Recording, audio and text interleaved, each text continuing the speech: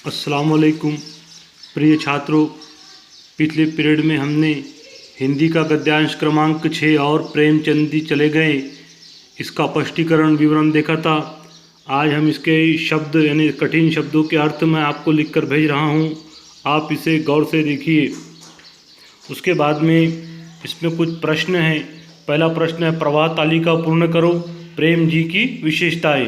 तो वो प्रसिद्ध साहित्यकार थे, सरल और सौम्य, जीवन की सुविधाओं के उपकरणों में रुचि नहीं थी, आकाशव्यापी अट्टहास था। उसके बाद में प्रश्न क्रमांक 2 है, कारण लिखो, प्रेमचंद जी प्रयाग आए थे। ये यहाँ पर इसका जवाब है, आपको वीडियो पॉज करके लिखना है। उसके बाद में उसी में दूसरा है, लेखक कविताओं की प्रेस कॉपी बना रहे थे। क्यों बना रहे थे? क्योंकि लेखक को अपनी कविताओं का संग्रह प्रकाशित कराना था। उसके बाद तीसरा है, प्रेमचंद जी ने लेखक की पत्नी द्वारा परोसी खीर खाई थी।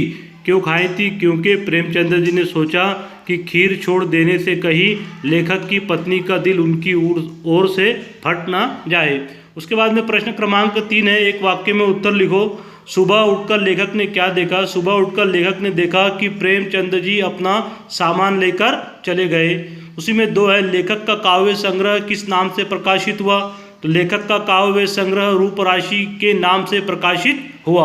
अब उसके बाद देखिए, भाषा बिंदु की तरफ हमको जाना है।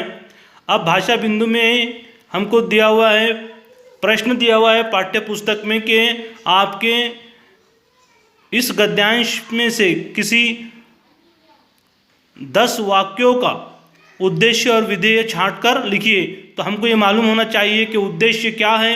तो जो सब्जेक्ट होता है, जो काम करता है, उसे उद्देश्य कहते हैं, और बचा हुआ जो जुमला रह जाता है उसे हम विधेय कहते हैं और अंग्रेजी में प्रेडिकेट कहते हैं।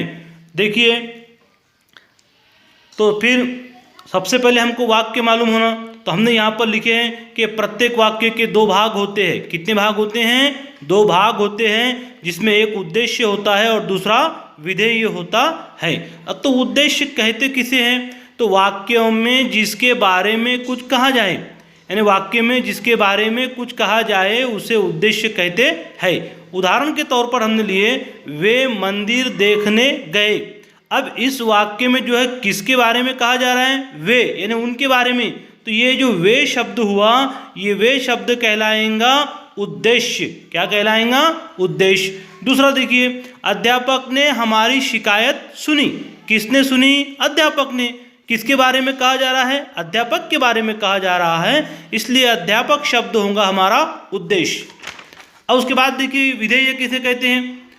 तो वाक्य में उद्देश्य के बारे में जो कुछ कहा गया जाए, वाक्य में उद्देश्य के बारे में, यानी आप उद्देश्य के बारे में जो कुछ कहा जाएगा उसे कहेंगे हम विधेय।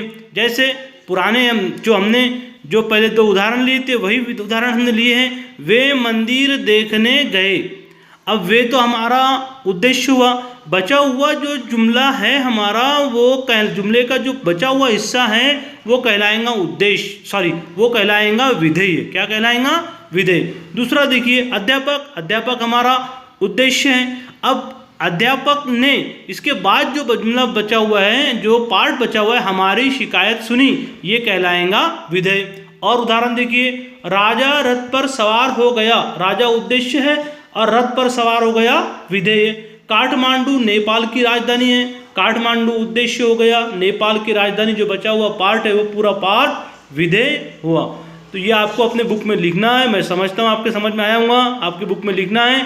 और किताब में से आपको कोई भी 5, 7, 8, 10 अल्फाज जितने हो सके उतने आपको छांट कर लिखने हैं और बताना है उसमें से उद्देश्य कौन सा है और विधेय कौन सा है। अस्सलाम वालेकुम।